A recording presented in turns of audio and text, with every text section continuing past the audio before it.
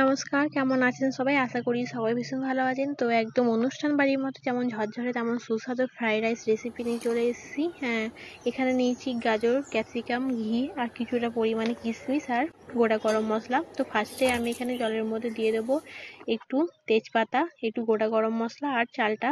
তো হ্যাঁ, চালটা আমি প্রায় 1 ঘন্টার মতো ভিজিয়ে রেখে দিয়েছিলাম, তাহলে ভাতটা বেশি ভালো হবে। আপনারাও তাই করবেন। এখানে আমি ভাতটা প্রায় 80% মতো করে নেব। তারপর কড়াইয়ে তেল দিয়ে দিচ্ছি। আর হ্যাঁ, যারা ভেজিটেরিয়ান আছেন তারাও এই রেসিপি ট্রাই করতে পারেন। একটু দিয়ে দেবো 1 চামচের মতো ঘি। তারপর দেবো এখানে গোটা গরম মশলা, কিছুটা কিশমিশ দিয়ে ভালো করে ভেজে নেব। কিশমিশটা একটু ভাজা হওয়ার পরই আমি দিয়ে দেবো এখানে অ্যাড করব গাজর কুচিটাকে একটু চেষ্টা করবেন একটু পাতলা করে গাজরটাকে কাটা, তাহলে তাড়াতাড়ি সেদ্ধ হয়ে যাবে। তো একটু ভাজা ভাজা হওয়ার পরই অ্যাড করব ক্যাপসিকাম কুচি। তো ক্যাপসিকামটা দেওয়ার পর একটু ভালো করে ভেজে নেওয়ার পর দিয়ে দেবো 1 বাটি মতো চিনি। চিনিটা স্বাদ অনুযায়ী দিতে হবে।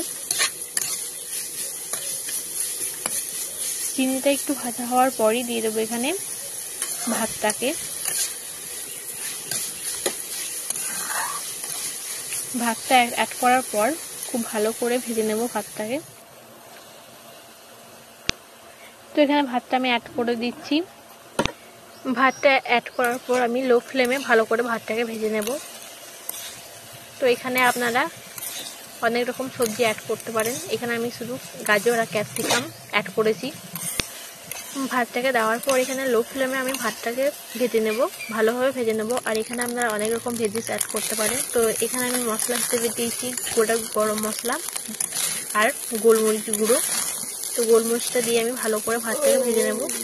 বেশিক্ষণ ভাজার প্রয়োজন নেই, একটু 5 মিনিট মতো নাড়াচাড়া করেই রেডি। আর লাস্টে দিয়ে দেবেন 1 চামচের মতো ঘি, তাহলে আমাদের রেডি ঝরঝরে ফ্রাইড রাইস। তো এটা আপনারা কষা চিকেন বা চিলি চিকেনের সাথেও খেতে পারেন। তো কেমন লাগলো রেসিপিটা আপনারা অবশ্যই কমেন্টে জানাবেন। একটা লাইক করে দেবেন, আমার চ্যানেলটাকে সাবস্ক্রাইব করে দেবেন। আর এরকম নতুন নতুন ভিডিও দেখার জন্য অবশ্যই নোটিফিকেশন অন করে রাখবেন। যখনই আমি ভিডিও দেবো তখনই আপনাদের কাছে ফার্স্টে চলে যাবে।